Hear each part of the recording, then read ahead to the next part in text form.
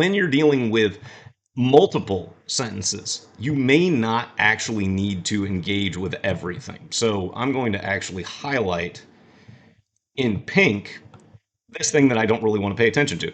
So this hypothesis blank that certain trees, okay, so this hypothesis is our subject. I'm going to highlight that in yellow.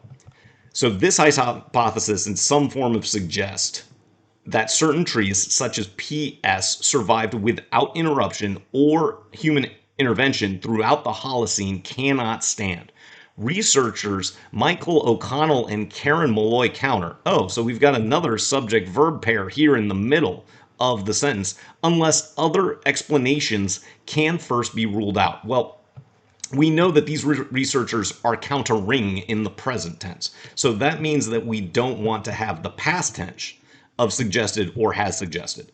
And we're not just plugging everything in and listening for it. We want to be a bit more proactive, as you've seen with some of these other questions as well. So then if we did the present tense of this hypothesis suggests that certain trees survived without interruption or human intervention throughout the Holocene cannot stand, that should function as an independent clause.